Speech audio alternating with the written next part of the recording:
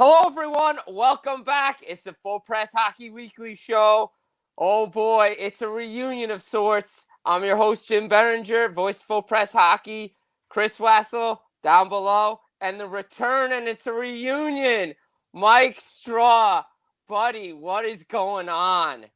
It's been a year, and I'm so Yes. happy. This has been long overdue. Way long overdue. The boys are back. It's a reunion here on Full Press Hockey Weekly Show. You guys saw us for how many years doing this thing? We had a blast. We're back tonight together. Get it, Full Press Hockey Podcast on YouTube. Stream at Full Press NHL on Twitter, Mad Radio on Twitter, Northeast Streaming Sports, wherever you can find it, Facebook, everywhere. So because all of us are fans of pro wrestling, I'm going to steal a line from the champ. What do you want to talk about? I don't know. I feel like there's a big elephant in the room, which is why I needed to be here today, because everybody who knows me knows my disdain for a certain Pacific Northwest organization, which is hilarious. Vancouver. We know it's Vancouver, of course. Yeah. So, which is hilarious to me that I have such disdain for an organization that's been around for 2 years. Yes. Yes, exactly.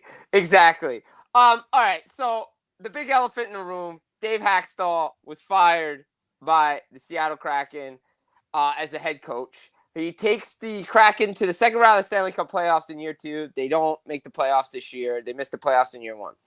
We know Mike's love of Dave Hakstol went back to his Flyers days. To me, I've talked to some people in Seattle. They see him as the Jack Perry, the scapegoat, because Ron Francis really didn't put together a great roster this year. However, Mike, the floor is yours on Dave Hakstol. Okay, so the Jack Perry thing, that's going to set me off even more because one is factual, the other is a complete load of garbage. And Dave Hakstol, now my thoughts on Ron Francis aside, we all know I think he is an overrated, awful GM. The contracts he's putting out now just kind of solidify. It's like that confirmation bias to me. Mm-hmm. Dave Hakstol, since his Flyer days, it's something we have talked about ad nauseum, whether it's on this, whether it's DMing, whether it's just casually through Twitter. He does not know how to play players to their strengths. He is I think one of the worst coaches I've ever seen when it comes to putting players in a position to succeed, where even when they made the playoffs, Seattle made the playoffs in spite of Dave Hakstol's decision. Like, they were a team that just got really, really lucky last season to make a run, and it kind of showed once they hit the playoffs of just like Eberle found like a fountain and became really well. Jared McCann woke up when they made the playoffs. Vince Dunn just was like, I'm just going to get all the points I could possibly get. But even and then you fast forward to this year, and it seemed like they relied too hard. Hakstol relied too much on what worked the year before, despite all the numbers showing it wasn't really one of those. How do I want to word it? One of those situations where it could bank. It's kind of like, and they're like the equivalent of the Sabres, where the Sabres expected Tage Thompson to once again hit like 100 points almost, and it just didn't happen. But Dave Hakstol just thought, I'm going to run it back, not make any adjustments to really improve my players, not play like Matty Beniers. I still think is going to be a top 5 player eventually in this league. I am in love with Matty Beniers. But watching how Hakstol played him really bothered me. He's not he would put him in defensive zones, and maybe I'm wrong, but I've never seen him as anybody who can play crucial minutes in his own end. You're not putting him out there to win a crucial faceoff. You're putting him out there to put up points. But it seemed like Hakstol was that coach, kind of like Ralph Kruger was in Buffalo. I'm going to use a lot of Buffalo just because obviously that's what I've been around. He tried to make Rasmus Dahlin a stay-at-home defenseman. How'd that work? It didn't. Hackstall Beniers tried to make him like this full 200-foot player, and that's not Beniers' game.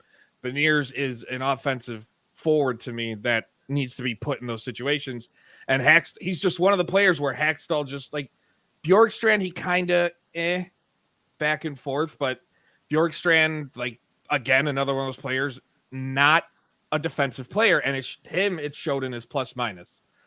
I know we don't want to sit on his plus minus, but his plus minus being in, like, I think it was what 18, 19, or 20 or something around that. Like Hackstall and putting players, it's why I've always loved Gerard Gallant. I know he always got fired. You know, my 2021-22 coach of the year.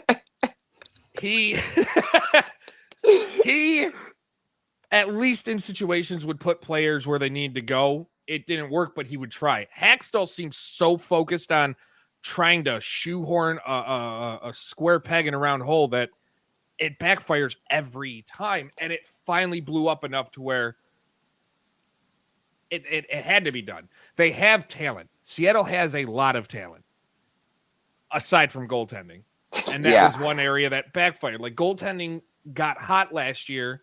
Martin Jones and Philip Grubauer, but that was not going to be sustainable. It wasn't, like, it wasn't sustainable, right? And Grubauer, also, don't forget, they had like 10 to 15 guys that had 10 plus goals last year. They were the best 5-on-5 team last year, and they didn't have the same offense this year. No, and that's, which is a big problem. If you can't get your team playing well at 5-on-5, you're not going to make any sort of run. Like, the Washington Capitals were the anomaly of everything. Like, everything. That might have been the worst team I've ever seen make the playoffs in my life. But remember, Seattle's goaltending, like, you can look and they're like, oh, their goals against. They had sub-3 goals against, both Grubauer and Decord. Yeah, but Grubauer's save percentage was still under 900. Decord's was good, but Decord was that goalie where I felt so bad watching him play because every time he was out there, he just got left out to dry. When it came to the two goalies, he played 14, 15 more games, and he faced 500 more shots. Almost, just about 500 more shots, like 450, 440 more shots than Grubauer. Like, the fact that he was just left out to dry so much, still put up really good numbers, but you can only do so much when nothing's around you. So it was just a case of he's going to get a head coaching job again. And I'm going to hate whatever team that gives it to him because we've seen it. It's going to happen. It's going to happen. So Decord, right, has a higher goal saved above average than a Vezina nominee. Actually, 2 of them. That's how bad crazy. He was left out to dry this year. Well, and don't forget, there was a lot of people clamoring for Decord to come up, and they had to keep him up because if he went back to waivers, somebody was going to pick him off after what he did last year in the 1,000%. Like, somebody was going to, he wasn't making it back through waivers. Like, there was no chance. The Devils. Devils. Yeah. Oh, of course. But again, he would. But would he have been? But would he have been Joey Decord that everybody knew, or was he going to be left out to dry again with that porous defense? I mean, system? he would have it would have been the same situation. Situation. It wouldn't have improved. Like, he goes east, it's not going to improve the situation. Like, it's not saying he's not going to be a good goalie. I like him. I don't know if he's going to be eventually a number one, like a true 1A, like a playing 60, 65 games a year type of goalie. He's shown promise. Like, this year, like, I'm really hopeful that he can. But at the same time, you don't want to destroy him and just leave him out. Like, I don't want to keep saying leave him out to dry, but wear him down. Because there's only so much of just like, he's got to make 40 saves a night before you just are dead. Yeah, 100%. Like, in those 14 game difference, you were looking at a 35 to 40 shots against every game. How much are you like? There's even some teams only give up like 15 shots to 20 in a game. Some teams have solid nights. Not Seattle. No. And the worst part is, and I'll let Chris jump in on this conversation too. The worst part is Ron Francis, like, he let guys, important role players, go. One of which we're watching in Boston. Morgan Geekie was a solid player for them last Mhm. year. I do not understand why they didn't qualify him. Like, What and I said bothers- it, and or go I on, said sorry. it, and all good. Like I said in the free agency when Boston snagged him, I'm like, this is going to be such an underrated signing. I cannot wait for him to flourish in Boston, and he has. What He has bothers done me, yeah, everything. He's done everything that Boston could ever ask for, and then some. And these are the exact things that he did in Seattle. And it's another one of those like big reasons why. Oh Jesus! Well, how does a team go from sixth in goals for last year to 29th in a season? Ron Francis, I don't know if this is a Francis thing or how much Hextall had to say on his roster. And I'm going to blame, anytime I can blame Hextall for something, I'm going to. Well, you can blame both guys. I can. Yeah. They seem to want to turn their top six into glorified bottom six guys that just happen to be playing in the top six, rather than focus on that even middle six or bottom three or whatever. They lost, and they just didn't have anybody to play defense. They didn't have anybody that could we need to send guys out, shut down a top line. We need to slow the game down. We need to keep pucks away from the middle of the net or the slot, the middle of the ice. They had no one that could do that. They wanted their skill players to do that. And that bothered me most of all. Well, what's been the running theme on this show for how long? Players in position to succeed. Like, stop. Why? Why do they make NHL coaches, NFL coaches, every baseball man, every single coach overthinks this? It's not that hard. Like, okay, he's sitting behind a microphone talking. You do it. I would gladly do it. You put your best players out there when you need them, and you put if you are a good coach, you know your player skill set and you work around that. Stop forcing things like they're not. Again, I'm going back to the Sabres. Jeff Skinner was made under Kruger a fourth line winger. Oh, he didn't perform. What a shock. Yeah, I know, right? You put him back on the top six and look what he was able to do. Like this past season, he was awful, and his liability as he gets older is falling. But the first couple years after Granato, it was like, oh, what? You put a skill forward who can score with other players who can set up and score, and it's going to work? No, let's put him with Kyle Oposo and Joe Schmo from, Jim's Truck Stop. Like, no, I just don't get how coaches seem to want to complicate things. It bothers me. It will forever bother me. And yet it keeps happening. And then they keep hiring the same coaches who do it. Yeah, it's true. It's true. Chris, what are your thoughts on this Seattle mess? Seattle kind of just dug themselves into it. And now, basically, they can't dig themselves out. That they are now to the point where, look, you got rid of players, that you got rid of excellent depth players. You still have kind of a nucleus that could work, but now you have to go back and you have to hire a coach that gets to work with a GM who often forgets team chemistry. Much like a coach that we may be talking about next that forgets the concept of team chemistry. Same type of concept, same type of problem. I mean, we can sit here until we're blue in the face and scream this, but simply put, Seattle is a functional team being put in extremely dysfunctional positions.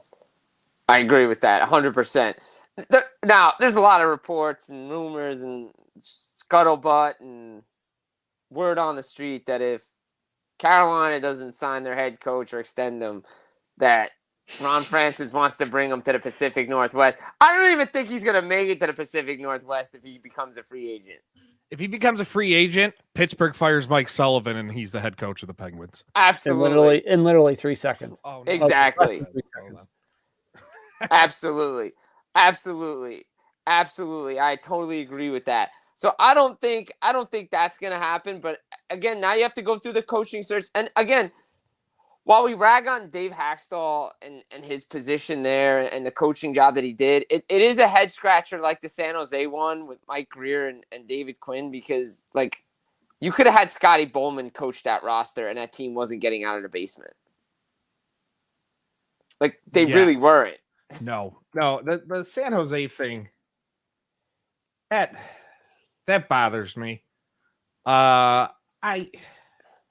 Franchise just historically, since they came in the league, aside from when they first started, was historically good. And things just aren't working. No. Things aren't working. I love Mike Greer, but I don't think he's the guy to lead a rebuild. No. Chris, shocking, yes, no, maybe so. Nobody should be surprised by this. I mean, I guess maybe Mike Greer just wanted a different tank commander. I mean, either way, it's not going much of anywhere in San Jose. Obviously, there's going to be a ton of turnover again. I'm just wondering who would even want that job. Granted, it's one of 32 jobs. Someone's going to take it. But it's not ideal as it used to be when they were in their right a mind wants stable franchise. Remember when they were conference final playoffs all the time? Like, now, do you really look at San Jose as like a place that you want to go? Maybe they bring in a new guy. Maybe that's where these guys, these unrecycled coaches go to get a chance. Are they going to bank on, well, we're California, so. Yeah, exactly. No, you're not good anymore. In fact, you're not going to be good for a while. Yeah, no one goes to Anaheim either. Like, it has nothing to do, Southern California. No, it has nothing to do with that. Like, for hockey players, especially hockey players where of the big four, they make the least amount of money. Like, they're not going to go to a rebuild. A lot of free agents and big players are not going to want to go to California where taxes are what they are. Right. To play for a team that isn't going to do a thing. It's not like, oh, well, okay, I'll go play in Nashville even though they're rebuilding. I'll go play in Texas because they're rebuilding. I'll go play in Florida even though they're rebuilding. Like, yeah, because you'll still bring home more money. I'm not going to go to California for it. No, like you're not going to go to Canada for it. Though there's some players that my taxes have just been taxed. Right, exactly. No shot to my friends north of the border, please. No shots there. It's just true. It's just true. It's just like you're not going to go to Toronto if you want to win a playoff series ever. Like, no, you're just never going to do these things. Or if you ever want to make the playoffs, you're not going to Buffalo. Fact. But wait a minute. We have some developing situations. Apparently, the Nightmare Bear is getting grouchy, and things are not going according to plan. The Nightmare Bear. No, Nightmare Bear in the early games is getting a little nervous here. He does not feel like devouring those poor lesser teams. The Islanders have scored again on Freddie Anderson. Not a shock. Not a shock by that, but how about Kuznetsov in that slow penalty shot? I mean, wait, hold on. We need to do something and ban that stuff. Is it May 1st yet? Tomorrow. We have 3 hours. I thought it was going to be May 1st by the time he made a move. I know, bro, we got to ban that stuff. But speaking of Buffalo, they made a coaching change as well. Donnie Granato out. I thought he did a good job, but I think his time was coming to an end. He hit that ceiling. Yeah, exactly. But to go back to Lindy Ruff. This is a city. And only 2-year extension. Do you not want to make the playoffs 15? I guess they don't want to make the playoffs. It's going to be 15 straight years then. So, first off on Granato, when he first came about, I was all for it. But he clearly hit that ceiling where he is I think he goes, if he's a head coach in the AHL, he's the best coach in the AHL. He is a fantastic coach at developing players and starting to get them to see their potential. Point in case, Tage Thompson. No one thought anybody can get that to see what he was able to turn him into, right? What about Casey Middlestat too? I mean, now he's in Colorado, but still Middlestat showed some promise there. I was more confident in Middlestat of doing anything than Thompson, but Middlestat in the defensive zone is a liability worse than, putting out no one. But either way, he still got him to produce. Like he was the Sabres leading scorer this year. Like Dahlin turned into Dahlin. Like you have these players, like he was able to get things out of JJ Peterka, Jack Quinn, like great, but he hit the ceiling. He needed to go. based on decisions that he made even in the middle of the season. He was another coach another stubborn guy that just refused to adapt or make changes and mix up lines and whatever. That in a way they needed to. Refused to bring up kids from the AHL. And I get Rochester's doing really well in the AHL. Asak Rozan, like, he's going to be a stud. Yuri Kulich is going to be a stud. But my problem with the Sabres is they have all this young talent. They refuse to trade them away to improve where they need to improve. Like you're not going to have Matt Savoy, Isaac Rozan, Yuri Kulich. You're not going to have these. Like, you need to Noah Osler. You are not going to be able to roster 5 players that are expected to be top 6 players while you still have like 4 great top 6 players in Thompson, Peterka, Quinn. Like, you're not going to do it. So, but they're just stubborn. But so they get rid of Donnie Meatballs. And I'm sitting there thinking, all right, the retread thing bothers me, but I know it's going to be who out there would get the most out of this offense, where the offense, UPL became the goalie everybody thought he was going to be. And I wonder, part of me thinks that had to do with, holy crap, they signed this guy, Levi, and he's breathing down my neck. No, I'm the guy. Like, no, this is my crease now. They get the goaltending that they wish they had a season ago, where they probably be a top 5 team in the East. And they had the offense they had in 22-23 and the goaltending they had in 23-24. But so I'm thinking, all right, you got to get somebody to come in with the offense because your goaltending's fine. The power play was abysmal because apparently Matt Ellis, a guy who averaged half a goal a season and should be your power play coach. So they refused to make any changes there, to the point where he's still with the organization even after this. So what dirt he has on Kevin Adams and Pagula, I have no idea. And I'm thinking, all right, who makes sense? The number one guy that came to my mind was Bruce Boudreau. And like, in my mind, I wanted Gerard Gallant, but I have a crush on him apparently. But Craig Berube were the 2 names that everybody kept floating around, especially Berube. People just thought that just made sense. You are at that point, you have a team ready to take that next step. He did it with St. Louis, a team that was like not getting over that hump. He comes in, whatever he did worked, got them over the hump. After a few years, like what happens, he got let go because the message got stale, whatever, it happens. But he got them to the promised land. Or Jordan Kyrou just doesn't want to listen to him. Yeah, and apparently you choose him. Yeah. Because it really worked well after that coaching change. Let me tell you that. But I'm thinking Berube. Like, when I wrapped my head around it, I'm like, if they were to go with a first-time coach, and because of this city's love of nostalgia, it would have been Michael Pekka. So it was Berube and Pekka in my head. Like, that's just where it was. And then all of a sudden, Lindy Ruff. The one name where I'm sitting there like, they can't do that. They can't do that. In my head the entire time, like, I'm not even going to entertain the idea. Never going to entertain it. Never. And then it just happens. And then I see a text message like, hey, it looks like Lindy. And I'm like, what? Go online. And I see Adam Benini from Channel 2 here say they've been talking. And then 20 minutes later, it's a done deal. What? And then Kevin Adams has the gall to say in the introductory press conference, I talked to 12 people. Yeah. Who? Including your Berube. Mom, your dad, your brothers, your kids, the coaches you're still keeping. Matt Ellis. Did Matt Ellis tell you to hire Lindy? Like, what, the love and the I'm gonna get heat for this. The Buffalo fan base is stupid. Really, really stupid. They ain't the only one. He's on a roll. He's on a roll. But the buy-in of this fan base on nostalgia bothers me so much. And people will argue with me on this point. I have 2 words for people who think, Lindy can do it. Andrew Brunette.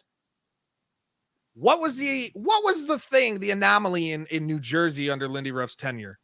When did they make the playoffs and have this great season? Who was the assistant really leading the way? Andrew the dude Brunette. who should have been Florida's head coach. Granted, And the dude it has should have been worked New out. Jersey's head coach. It worked out in Florida. Like Paul Maurice, I loved in Winnipeg. It worked. Paul Maurice, he's the one retread where I'm like, wherever it goes, it just works. But he got rejuvenated going to Florida because he was burnt out. He was burnt out. The bubble, everything, like everything. Yeah. He was just burnt out. That sunshine, man. Yeah, that sunshine. But that Florida team under Brunette, when Quinville and everything that went down with that team, we knew was going to be good, and they've all bought in. But like you said, Andrew Brunette in New Jersey, Chris and I both saw it. Okay, this team's playing differently, and then Nashville's doing the same thing. It's like. And then New Jersey goes back to the year before Brunette goes there. I'm like, all right. And everybody's talking about, well, look at the offense. The offense wasn't much worse. It was around the same with Ruff without Brunette and Ruff with Brunette. Yeah, that's fine. Everything else fell off. Ruff in New Jersey had the same issues he had at the end of his tenure in Buffalo. The power play sucked. The penalty kill was mid at best. Mid. The only thing he had at the end of his term in Buffalo was he had Ryan Miller. Like, you're not having a problem when Ryan Miller's your goalie. Like, that just wasn't going to be the case. But everything else sucked. Like, but New Jersey, he didn't have that, and he didn't have anybody even half as good as Miller was. No. And that's one thing I will. The roster build in New Jersey didn't do Ruff any favors. No, 100%. They rested on their laurels like every stupid GM does, where they're like, well, we'll wait and see.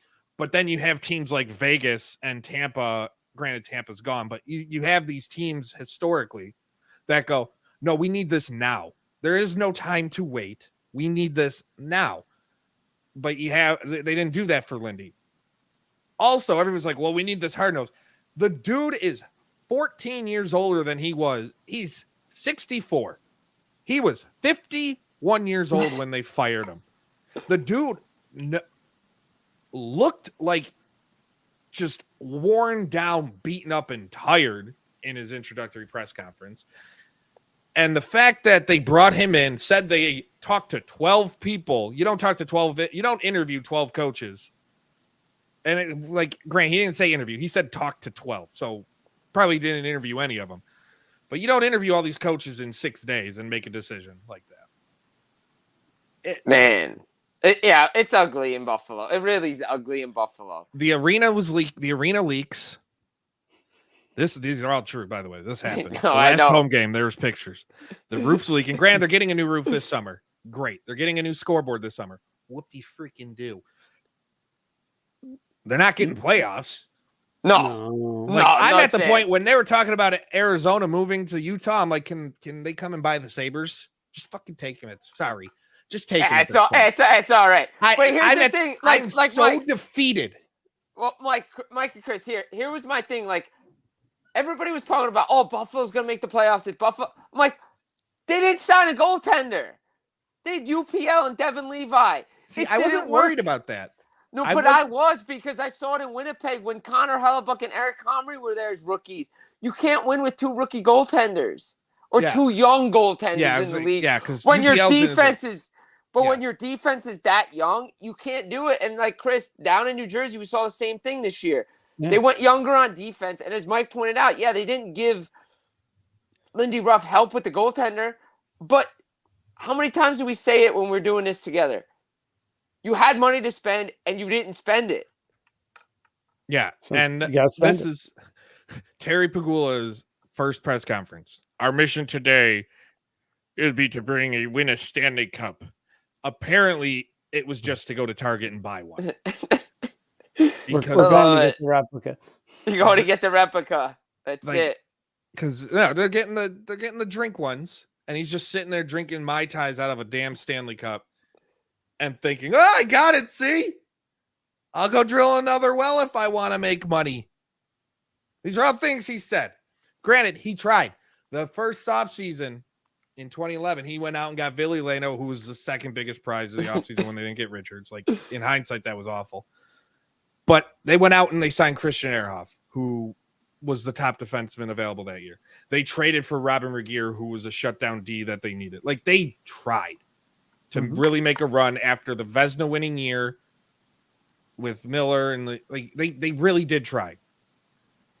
They tried with the rebuild. What bothers me most of all is this is an organization that should have made the playoffs multiple times. Like, they couldn't even make the playoffs when there was a bubble team and they expanded it by 8 teams. Like, that's how bad this is. Like, I love but it. this is a team that had Jack Eichel, Sam Reinhart, Ryan O'Reilly, Evander Kane, Linus Ullmark, all on this. Evan Rodriguez. I'm naming names that are players that are successful. Keep going. Brandon Montour. Yep. All of these players on the roster at the same time. The same time. And they couldn't even sniff not last place. Not just making the playoffs. They couldn't get out of the basement of the conference. Like, unbelievable. and then they're like, let's bring Lindy. Even if it is a couple years. All right, who's next? Are you going to bring in Seth Appert? Like, he's not good. I don't like him. He's he's another guy that reminds me of a great development coach, but I do not see him ever being a top-tier NHL coach. He was like, I view Seth Appert in Rochester how I view Dallas Eakin everywhere. Great in the AHL. Yep. NHL, way over his head. Just isn't that type of guy. He's not that guy. No. I don't. He's cooking. Yo, Chris, he's cooking tonight. I got a lot of time to make up for. I have logged this whole thing and I feel terrible about it. But at least it's gotten me. You know what? Seattle sabotages this whole thing because they don't want me to be just focused on them. No, this is true. This is true. But it's crazy because, like, Buffalo was there, Ottawa, Detroit was all supposed to take these next steps. And you mentioned Washington. They get swept by the Rangers. The Rangers are doing what they're supposed to be doing. But, Chris, it's really crazy to think that, like, all this time, like, as Mike went over, like, all these guys that were on the roster are performing so well other places. It's amazing. I mean, start thinking of that with some Devils players. The only one that's been bad still because he was bad here is Rasmus Ristolainen. But the Sabres got a first-round pick out of that and drafted Noah Ostlund with it. Like, that's true. Thanks. That's like the equivalent of when they traded Paul Gaustad for a first. Like, okay. Like, Kevin Adams has made some solid deals. Like the Bo Byram for Casey Middlestat. Byram looks rejuvenated playing in a role that suits him. Yeah. I'm hopeful that top four with Matthias Samuelsson coming back, that top four defense is fine with Power, Dahlin, Byram, and Samuelsson. The bottom six is awful. But what they need to stop doing are signing these, they won places, veterans, like Eric Johnson. Like, that's not going to work. They need to sign like some 27 to 30-year-olds or 32-year and like really make a run. Because, I mean, who knows? But they're not going to do anything. No. They're not going to do anything. That's why go Utah. We'll get to Utah in a minute. I want to hear Chris's thoughts on Buffalo first. Look. There's a reason why we used to call them Buffalo. I mean, legitimately, yeah. There's that one too. Yeah. There's the mid 2000 teams where literally they were the worst metrics team in the history of advanced stats, which is pretty scary. Don't worry, San Jose's coming for that throne. Too. Oh yeah, they are. I feel like they thought Connor Bedard was this year. Starting to think that. I think they screwed up their tank year. Yeah, they didn't tank so wisely. Or next year. Oops. But look, Buffalo's got a long way to go. You're bringing back the recycled toilet bowl in Lindy Ruff, which means you're going to have the same swirly bowl problem. Mediocrity will abound. And then eventually they'll just tune them out. The only thing I got to look forward to is in 2028, the 20th anniversary of the Winter Classic, new Bills Stadium. It's pretty much a foregone conclusion it will be in Buffalo. So that's literally the only thing to look forward to at this point. We'll I have a feeling he might, and it probably will be with the Penguins, and we'll have a rematch of that, and it'll be. That would be cool. That's Yeah. I am 'Cause like you I don't figure out- I'm manifesting it at this point because it makes too much sense to run it back, especially Run if it back. Crosby's still playing You Run know it back. what? It could work. in a brand mean- new stadium too. Crosby would that's still money. Crosby would be 40. Yeah. I could see him. But he playing wants for to them. play. He wants to play in the next Olympics. You know that. Yeah. He and look, I think he's a Penguin for life unless he decides to retire after next year. I really do. I think he's a Penguin for life. The debate's going to be whether Steven Stamkos has played his last game in Tampa. And look, I've seen a lot of great points. Vinny LeCavalier, never finished his career with the Tampa Bay Lightning. Martin St. Louis never finished his career with the Tampa Players Bay just Lightning. don't do it. Players just don't do it. But Tampa has also been an organization historically smart enough to know when to move on. Right, exactly. And maybe they knew they were moving on last offseason when they did. Richards. You know what I mean? Like Richards was different. He left to go be the number one somewhere, and he wasn't in Tampa. He was not going to be in Tampa. No. But Prospel, Hobby Bull, like all these guys, they knew when to move on. Fadoon, they knew. They did know. And the thing is Stamkos was very adamant about not having a contract negotiation. But I've always said this. Tampa, when Stamkos was coming up and they were getting into their groove, they had guys in the system like Kucherov, Point, Johnson, Palat. Obviously, some of those guys are not there anymore. They don't have those guys coming.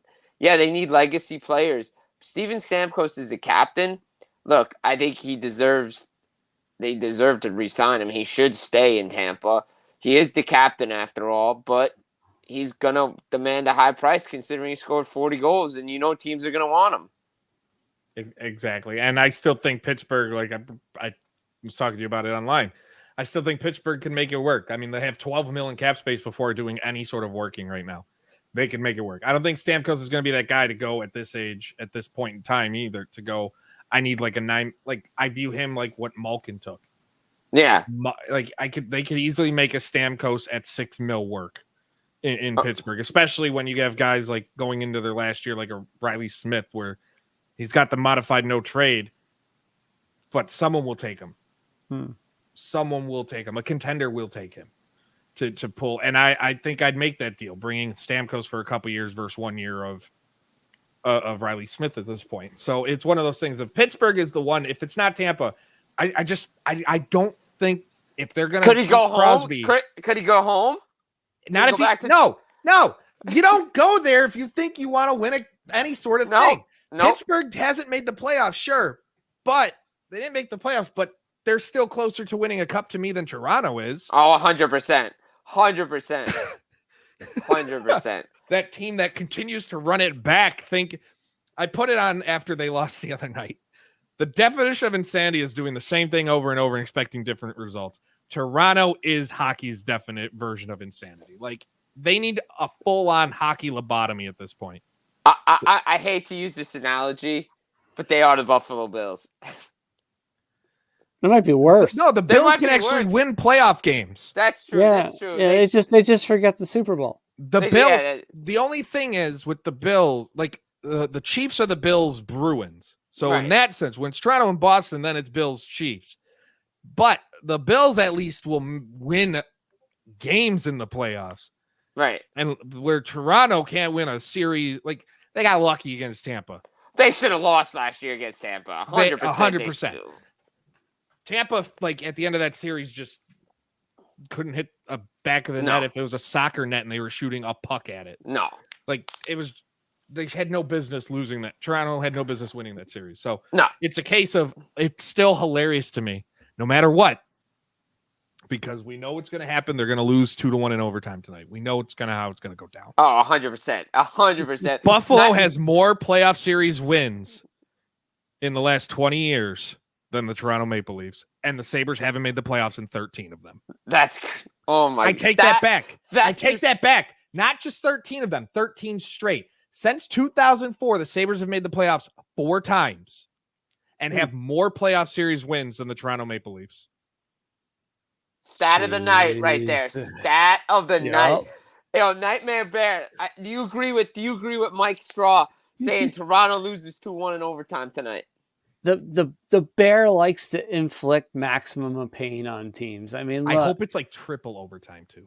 Oh man, and could you that's the thing. imagine? I have my Leafs like memorabilia up here. I got my Leafs jersey hanging up over there. Like, it's not like I hate the Leafs. I hate mediocrity, and I hate seeing the same thing happen over and over. So at this point, it's just one of those things of like, until they make a change, Put it out and then they go and sign Willie Nylander. Okay, because that's going to pay off. Well, I mean, and look, the changes in Toronto have to come, right, Chris? I mean, like Keith has to go. Keith has to go. Marner's got to be traded. Right. Like, what the hell is going on with Austin Matthews, Chris? This is the mystery of mysteries. No one wants to say. That's why I can't wait till they lose, because then it'll come out. Yeah, that's why I don't want the series to continue. I want all the tea in like a day or two. Yeah, this needs to happen. I mean, we need a Leafs lunch that like turns into like a international like novella. So anybody that Telemundo would be jealous. Yeah, yeah, exactly. Anybody that knows a Spanish or Cuban or even Portuguese / Brazilian household understands the Telemundo novellas at like 6 or 7 o'clock in the evening. This is much watched television. Even if you're English and cannot understand a word, you know what is going on. And It is a complete, utter train wreck. It makes our soap operas look, well, civilized. Right. But something's going on in Toronto, because he has a great game 2.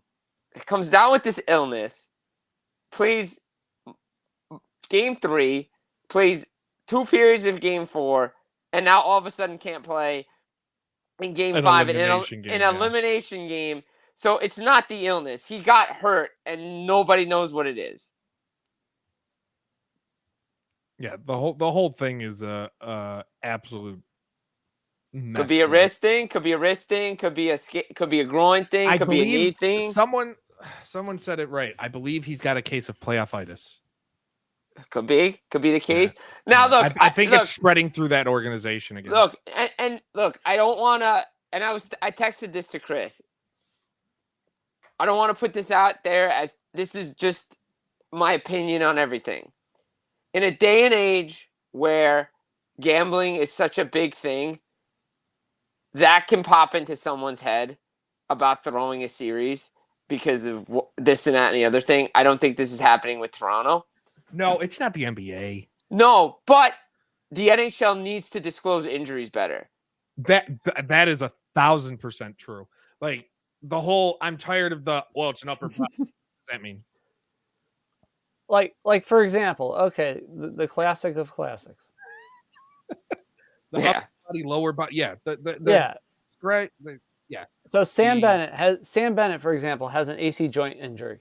That's why he's out 10 to 14 days. Okay, so here's what you do. You start being that guy, and you start going through, okay, well, let's see. Did that guy practice yesterday? No. Okay. Is there film on where he got hit? Okay. And you literally have to sit there like CSI Vegas and break down injuries that a team should be able to at least somewhat tell you. They don't have to give you the exact body part.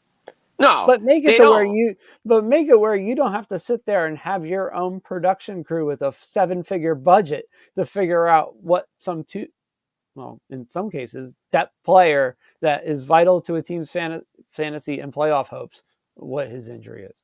Right. Yeah. Exactly. It's like the case with Nylander. Especially if you're going to sponsor, especially if you're going to sit there and have all these gambling sponsorships. Right. Exactly. Right. Yeah, and the neat thing with Nylander. By the way, this is Full Press Hockey brought to you by Bet365, DraftKings, everything. I don't know. Yeah, exactly. Shalom, Lama, Ding Dong, Bet Rivers. Hold on. I got a few of them. Yeah, exactly. But the thing is, Hard Rock too. You had Nylander play in all 82 games. Then he comes down with migraines, and he can't play the first 3 games. But he's skating on his own. It's a personal issue. Like, there's too much secrecy around this team. Like, you have to disclose something. Yeah, like, I get the migraines thing, like, as someone who suffers, and they're debilitating. But you're still on the ice. Exactly. It's not like when I have them, I'm done. Right. I'm not doing anything until they're gone. and they're days on end when they happen. Like it's how it is. So yeah, like you don't go out there if you have such a severe migraine, and yeah, you don't where you can't play, Right. but yeah, you can skate, you can do everything else. Very weird. Very weird. And this comes from the top down.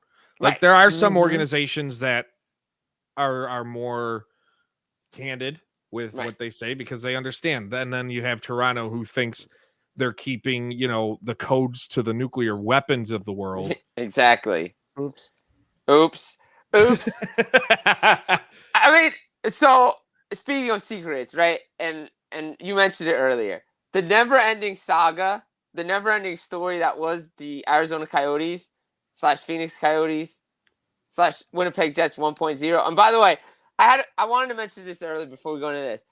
The Buffalo Sabres remind me of the Edmonton Oilers when they brought all their nostalgia acts back, and it didn't work.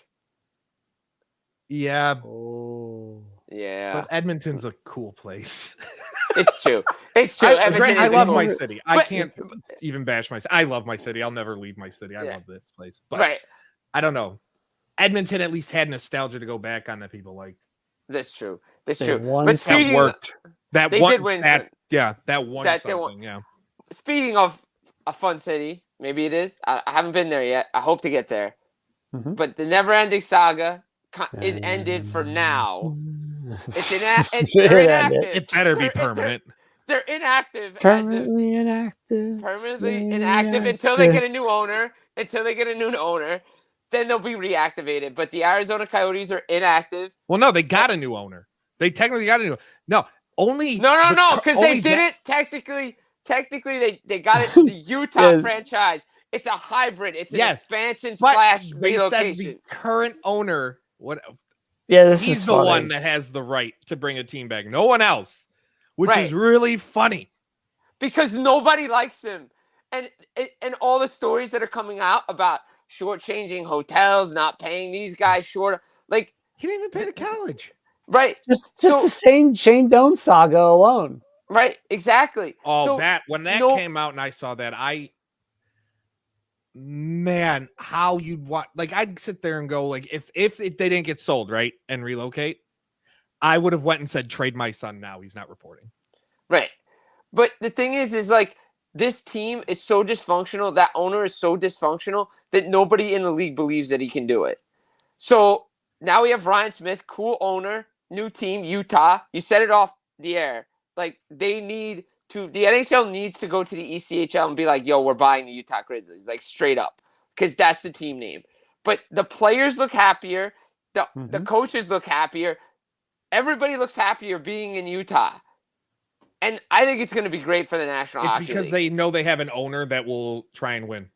Right, and spend money because he's not going to be shy this year. If there's going to be a free agent, he's going to make this team a winner because he saw what happened in Vegas and Seattle. And the Jazz, it's not like the Jazz are built to win anytime soon, so he needs one team to win. But you looked at it like immediately. What did they have within 24 hours? 12,000 season ticket deposits. Yeah, like it's not like this is going to a market where they don't know hockey. There's a reason the Winter Olympics were held in Salt Lake. Right. Oh. And they have 30,000, and they're up to 30,000 like season ticket deposits already. Like, it's ridiculous what they're doing in Utah. Man. I know exactly why Chris is doing that. Something happened in Carolina and New York. Bear alert. Bear getting really, really, really anxious here. Of all the players to score too. Of all the players. Who let Ryan Fulak suddenly become offensive? Yeah, I saw it. Okay, damn. I was like gonna try and have you guess who scored. I saw it. I thought he was dead. I thought his hand was broken in 16 million feet. Oh, no. I thought he retired. There you go. I thought like that other fourth line guy that they paid for like 6 years Martin? and 16 million. Well, who is actually injured. This time. But yeah, 3-3. But it was 3-1. It was looking so good. It was. Why does this have this distinct feeling like last year, where like somehow Carolina does this in Game 5 and then just wins Game 6? Here's one thing, real quick on the Islanders, since we're on that game. So when they made the coaching change and brought in Patrick Waugh. I got so much flack on Twitter for being like, oh, what do you mean a team's underperforming? All I did was put out, you mean a team can underperform with playoff aspirations and the coach gets held accountable and fired to try and change things? And then everybody's like, well, Patrick Waugh won't make him to the playoffs. I'm like, all right, bet. He might not be the greatest coach, right? But he's another coach where I still think ultimately does much better on the lower level. Look what he's done. Yeah. With the Ramparts. Like I still think maybe he does, but he does turn to be a good NHL coach. But it was still that shock to the system at the right time. At the right time that they needed. Granted, I had never seen a team. I mean, Boston got there at the end because they went on that 5-game losing streak where they lost 5 straight overtime games. But they just got the loser point so much. They just hung in there. And whatever, get there. They were still better than the Capitals. The Capitals, again, worst team I've ever seen make the playoffs. They didn't belong. The Rangers should have got a bye. But they did. Yeah, they did. But they could have still. But the thing is, their players still could have broken a foot skating onto the ice, just walking from the locker room. Yeah, but I mean, the Caps defense. I think the Caps literally had legitimately one NHL caliber defenseman left in Hershey. That was it. Yeah, because they called everybody up. Yeah, and then they got injured. Yeah, but it's one of those things of where, they made that change at the right time, like you said. And it worked. And I'm just like, teams need to. I'm not saying the Islanders were a cup team by making it. It wasn't like when Mike Johnson took over in or Sullivan took over in Pittsburgh or whatever. But it's still a jolt to the organization. Because I feel like that's all right, you guys screwed up. When the Sabres, for example, lost to Columbus 9-3. That should have been the game that got Granato fired. Granted, they came back 2 nights later and beat the Maple Leafs 9-3, which was hilarious. Yeah, it was funny. But it still shouldn't have changed anything. That should have been the game. The fact that arena by the end of the game, and I was there because I was part of this crowd, we were cheering for Columbus goals. We started a "We Want 10" chant.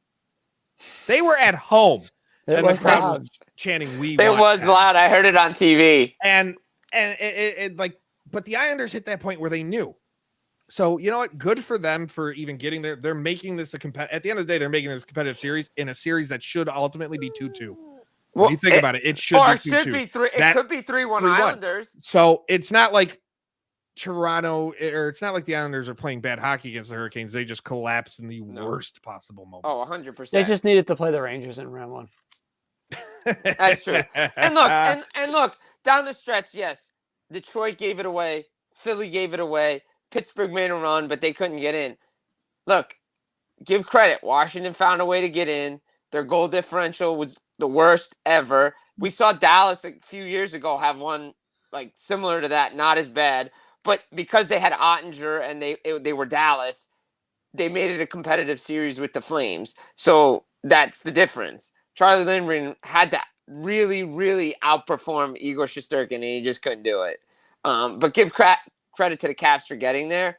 But like we said, all these teams want to be competitive now, and that's what makes this Utah team so interesting because they have so many young players, and we know what Arizona could have been at times, and they should have been Tampa West, but nobody wanted to go there because everybody just dumped contracts there, and they're not going to be able to dump contracts in Utah anymore.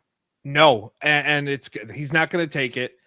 And you got to think, 3 of them come off the books? Yeah. Brian Little, they got a bunch of money coming and in. Boyd. They still got Shea Weber for 2 more years, right? All right, big deal.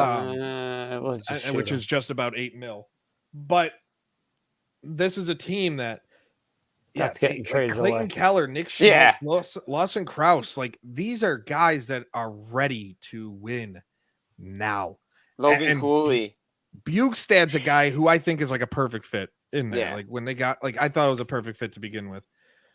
And I still think Vamaica can turn into a really good starting goalie. I really like him.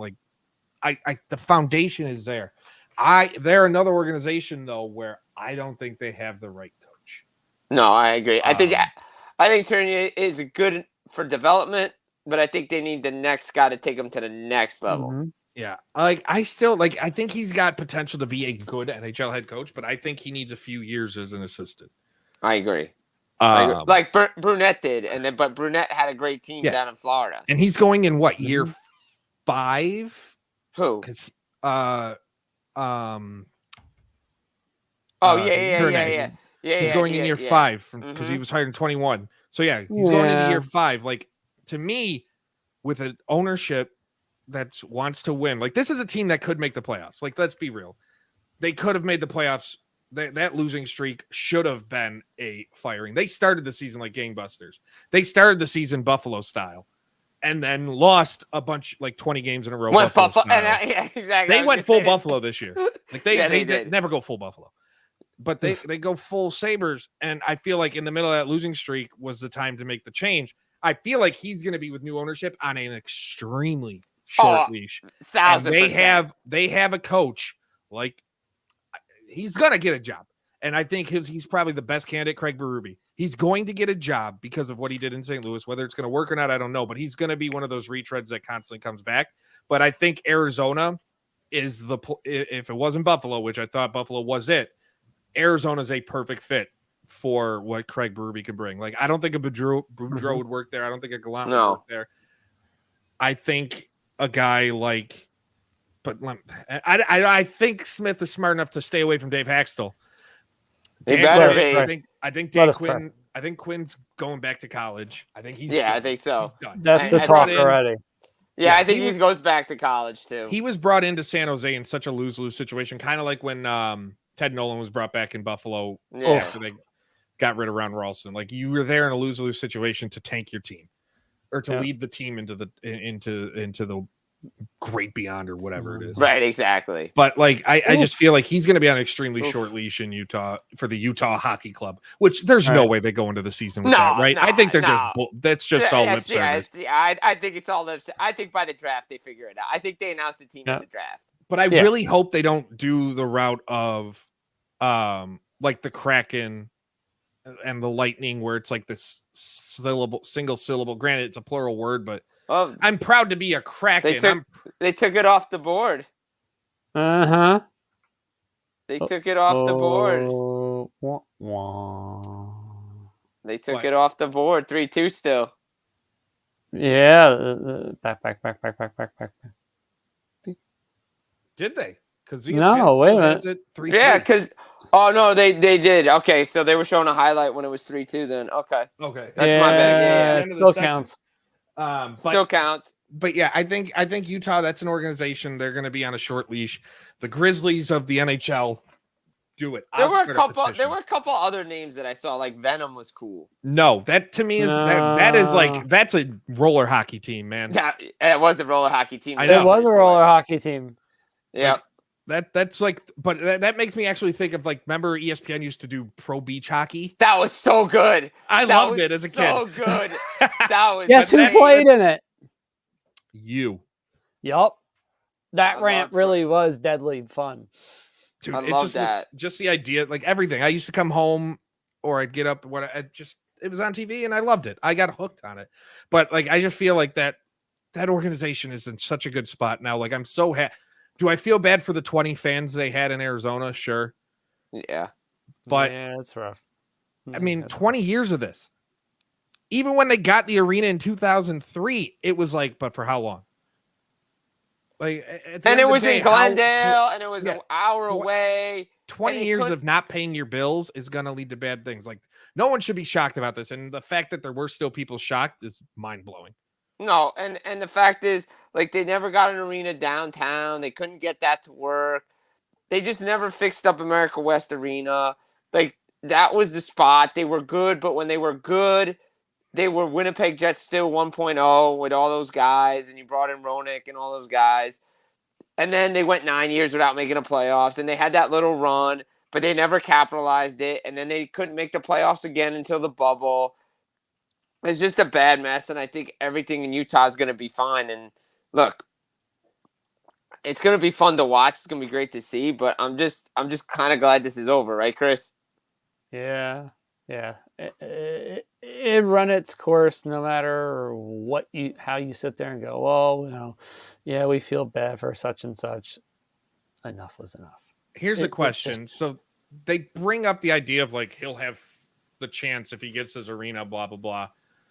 He'll have the chance to bring the Coyotes back to Arizona. I pray that I'm not a praying man. I'll pray for this, that they never expand past 34 teams or 32 They better teams. not. They better. It's already watered down at the bottom of the league with 32 teams that we haven't seen. Like it's not like it's been good hockey. In a 30 team league, the Washington Capitals do not make the playoffs. No.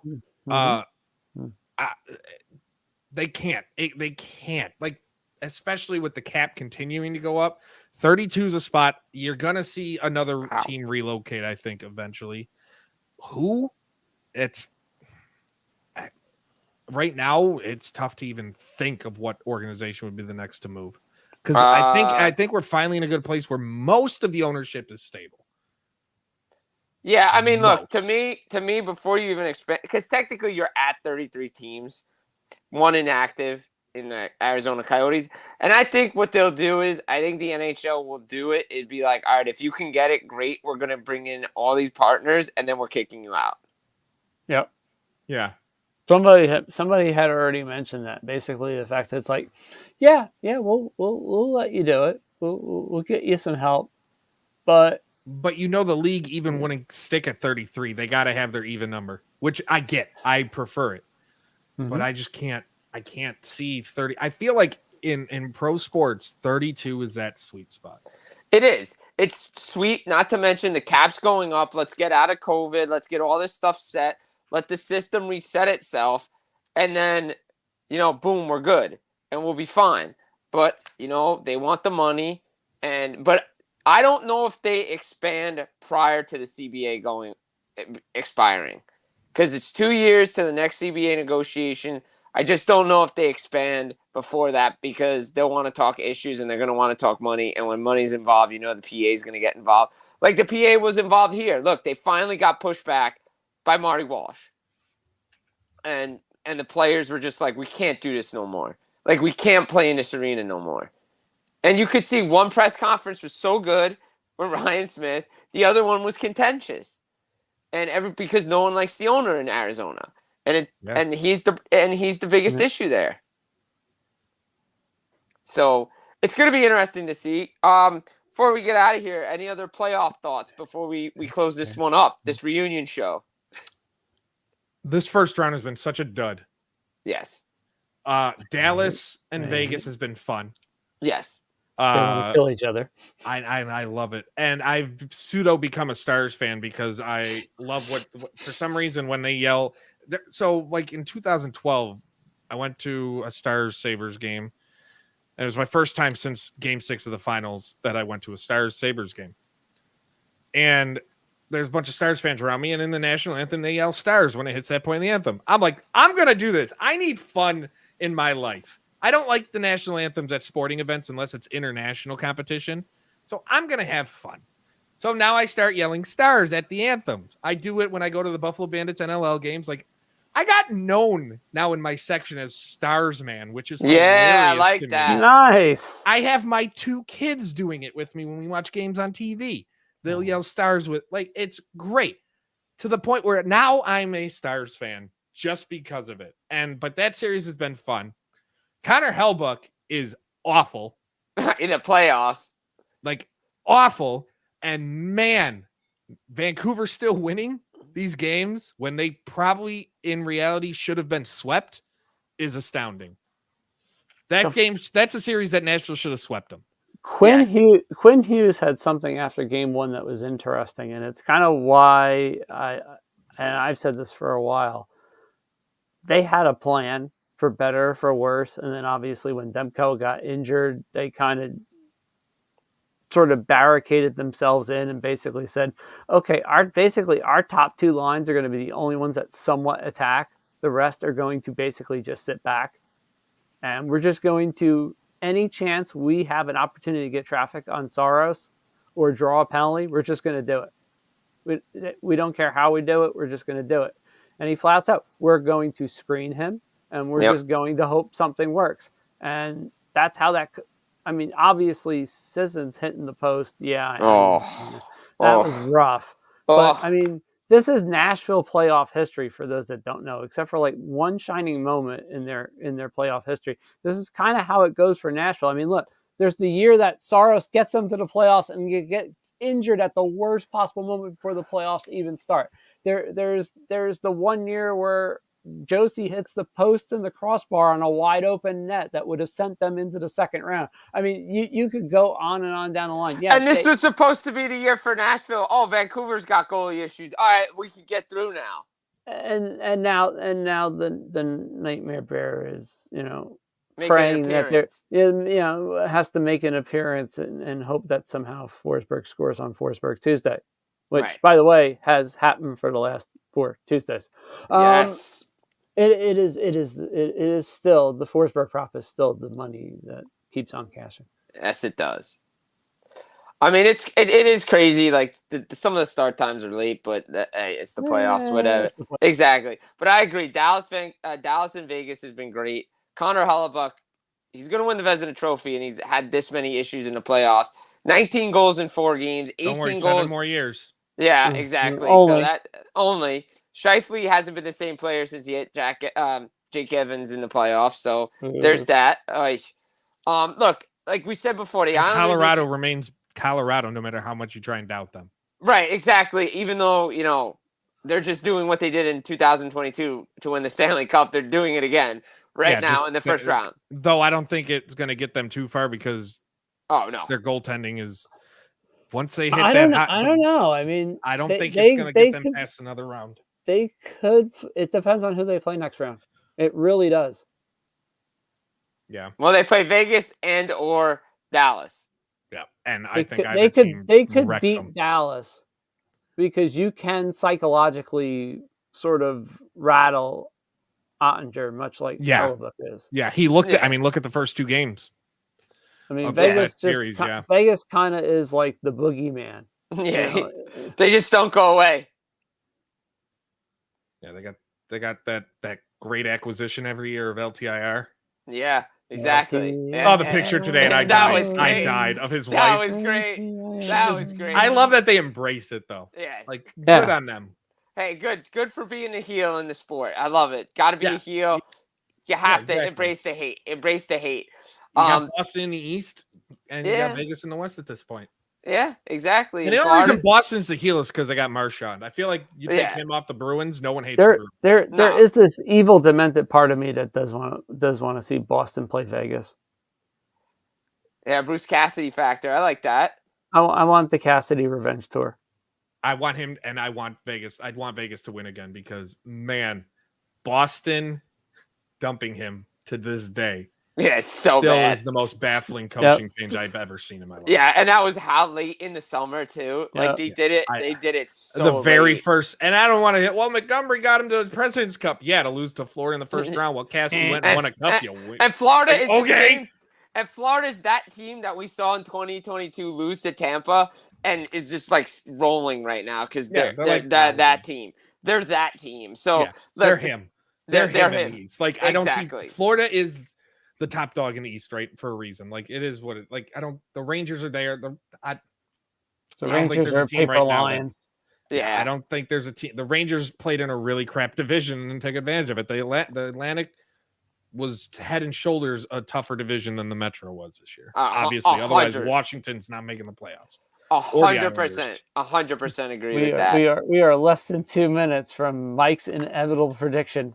Overtime coming to fruition. Oh yeah, I love it. Inevitability. Wait. Here you go. That would make 12 out of the last 13 playoff games that Toronto has scored under 2.5 goals. I'm just saying. And that's great. That's money right there. That's money, baby. Just like I won $650 by taking the Sabres under point total this year. Yes. It was at 91. Oh, definitely. Wow. So you hit the under. Slam that under. So here's some of the dumb things that I did this year from a betting and fantasy hockey standpoint. So Jim knows this. This is fun for anybody that listens to the show. There is the quest of Chris playing in the Fantasy Sports Gaming Association Platinum League this year. So I won the silver, won the gold the last 2 years. I get up to the Platinum League. I'm playing guys like Chris Meany, some of the real heavyweights, Pete Jensen, heavy guys. The heavyweight hitters, man. And, at the beginning of the year, they're like, they look at, people are starting to look at my draft and they're going, oh, God, it's him again. But this is what happens in the beginning of the year. Nashville starts off god awful. Right. Winnipeg kind of like stumbles around, gets a little bit lucky, but Hellebuck is giving up like 4 or 5 goals but winning. McDavid gets hurt. I lose my third goaltender almost right away. So I have one healthy goaltender. I'm losing like the 4 of the first 5 weeks, and I'm just going, every year in this league, and it's like, but wait a minute.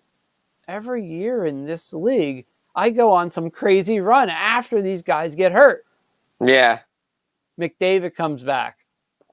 Charlie Lindgren magically becomes Dominic Hasek for about 3 months. Right. The only mistake that I made, honestly, in early November was I should have found a way to hold on to Jordan Binnington.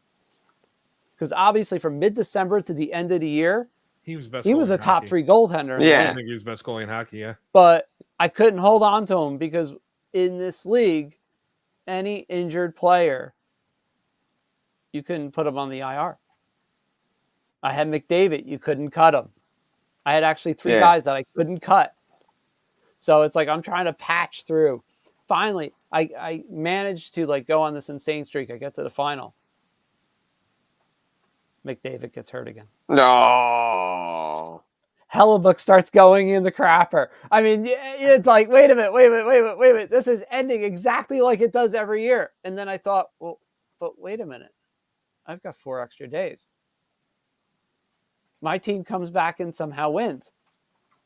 This is how it plays out, right? Yeah. So for about 5-6 days, my team is doing great. And then it's like, oh God, I've got 2 more days left. All my players are getting rested. His guys aren't, because he's got Alex Nedeljkovic and the second coming of the freaking scrubs that are scoring at insane rates. And it's like, wait a minute. I'm going to lose this league because of stupidity. Oh, no. Oh, wait a minute. The final night comes. The guy literally is sitting there going, watch, karma is going to bite me in the ass. And I'm like, yes, it is. You know why? Because we did shows the last few nights before, and I wore a certain shirt known as Injury Ninja. Magically, 3 of his guys get rested the final night. He scores a grand total of 15 points, and I'm like Patrick Swayze at the end of Red Dawn. You lose. You lose. I get the ring. I get a grand. I get utter bragging rights for an entire summer. Yeah. I'm back. He's back, baby. Back. It's like everybody's. It's like every fantasy hockey person's worst nightmare is oh, that jackass is back again. Yeah, he is. Oof. But that's the thing. I mean, by the way, guys, Bears back in business in Carolina, baby. Yep. And they just made it 5-3. Yeah, the bear is back. It's game 2 all over again. This is nuts. All right, so I'm watching this. All right, so for those that aren't watching this game or watching the other one, 2 goals in about 6.5 seconds, literally. So if you're Patrick Watt, maybe you should have started Sorokin tonight. Runs, because that's the 3rd brutal goal that Varlamov's run out of gas. Oh, he is 100%. I mean, and it's unfortunate because he's made some incredible saves tonight, and yet he's given up 5 goals. but he's not going to pull him because You he's can't now. He can't now because he's his guy this year. It's been his guy all year. He pulls Sorokin in Game 3, So and the Bear Watch is on. The Bear Watch is about to be upgraded to a Bear Warning. Now we have a plan for the Bear. So Mike Carver and I go back and forth. Mike Carver's on Sports Grid with Scotty Farrell. Yeah. And Mike, I've known Mike for like 20 years. And Mike's like, all right, so if the Islanders are inevitably probably going to lose, he's like, what is your idea for the Nightmare Bear? And I'm like, oh, I've got it perfect. The Nightmare Bear, baby. I was like, look, Long Island, Billy Joel. Oh. Good night, Saigon. That's it. That's it. And he's just like, you are a cruel soul. You really are a cruel soul. I was like, would you expect anything less? Nope. I really want all 4 teams to get eliminated tonight, just so it's just an endless stream of like Nightmare Bear. You are a cruel man, but that's why we have you on this show. This is why we have fun on this show. This is why it was a great reunion show, and I think we have to do it again. Without a doubt. Oh, without a doubt, this is gonna have to roll through the playoffs. Like us 3 back together, rolling again here on the Full Press Hockey Weekly Show. Guys, it's been so much fun here tonight. Breaking it all down for you. Again, check it out. Full Press Hockey Podcast on YouTube. Full Press NHL on Twitter. Full Press Hockey on Facebook. Full Press Coverage. You know the deal. You know the drill. Get iTunes, Spotify, wherever you get your podcast. Been Jim Biringer, Chris Wassel down below. Our special guest, Mike Straw, back in the house. We'll do it again for you guys. Take care and enjoy the rest of the Stanley Cup playoffs.